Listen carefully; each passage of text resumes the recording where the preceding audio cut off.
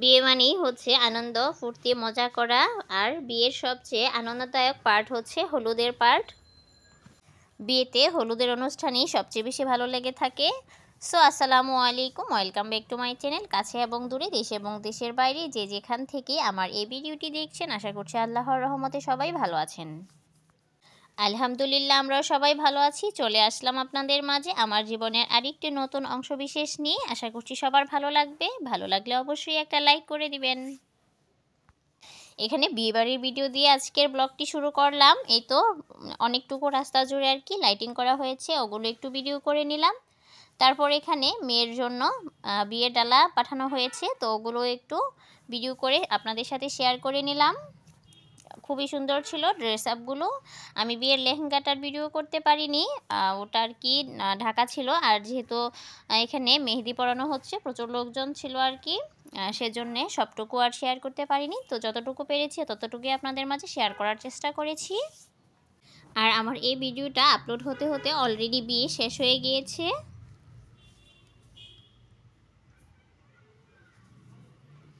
তারপর সন্ধ্যার দিকেই তো উপরে ছাদে বাজি ফোটানো হচ্ছে, অনেক মজা করা হলো সবাই মিলে। পরদিন হলুদ ছিল আর কি। তো আমি বাসায় চলে আসলাম। বাসায় এসে এখানে পুডিং বানাবো।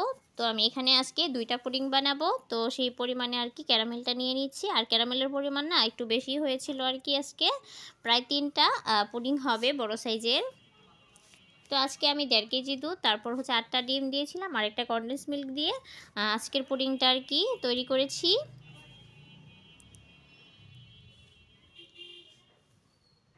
এই তো এখানে আমি বাটিতে ক্যারামেলটা ঢেলে নিলাম, ক্যারামেলটা সেট হোক। আর এইদিকেই তো আমি এই 1.5 কেজি দুধকে জাল করে ঠান্ডা করে নিয়েছি, আর ডিমটাকেও ফেটিয়ে নিয়েছি। তারপর সামান্য পরিমাণে একটু চিনিও দিয়েছিলাম। তারপর এই তো ভ্যানিলা এসেন্স দিয়েছি।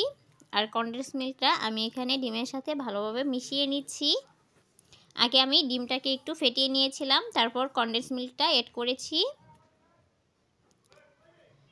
এই তো সব কিছু রেডি করে আমি নিয়েছি পাত্রে, একটা পাত্রে বসিয়ে দিয়েছি। এই ছিল আমার পুডিং। আর মোল্ড আউট করার পর শেয়ার করা হয়নি, এটা বিয়েবাড়িতে নিয়ে মানে মোল্ড আউট করা হয়েছিল, তো সেই জন্য আর কি।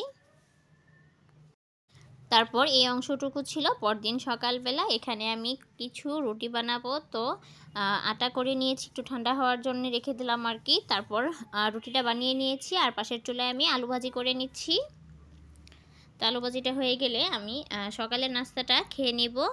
আর এই অংশটুকু ছিল সন্ধ্যার দিকে, হলুদের দিন আজকে আর কি। তো এখানে ব্রাইডের এন্ট্রি হচ্ছিল, ওগুলোই আপনাদের সাথে একটু শেয়ার করেছি। যদিও গান সহ অ্যাড করতে পারবো না, তারপরও একটু শেয়ার করলাম। আর গান সহ অ্যাড করতে পারলে আর কি অনেকটা বেশি ভালো লাগতো, কিন্তু আমাদের খুব বেশি মজা হয়েছিল।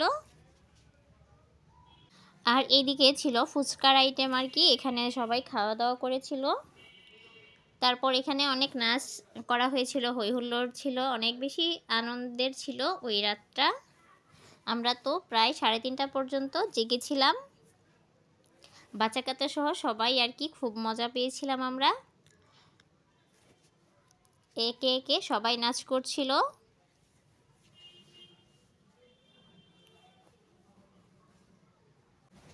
যারা এই পর্যন্ত আমার ভিডিওটি দেখেছেন, প্লিজ একটা লাইক করে দিবেন, শেয়ার করে কমেন্ট করে চ্যানেলটির পাশেই থাকবেন। আর যারা ইতোমধ্যে কাজগুলো করে রেখেছেন, সবাইকে জানাই অসংখ্য ধন্যবাদ। এখানে আমার ননদ দেবর আর কি সবাই মিলে নাচ করছিল। তারপর আমার ননদের ফ্রেন্ড ছিল, ওরাও নাচ করেছিল। তো নাচটা আপনারা সবাই উপভোগ করতে থাকেন। আজকের ভিডিওটি আমি এখানেই শেষ করছি। পরবর্তী ভিডিও দেখার আমন্ত্রণ জানিয়ে সবাই ভালো থাকবেন, আমাদের জন্য দোয়া করবেন। আসসালামু আলাইকুম, আল্লাহ হাফিজ।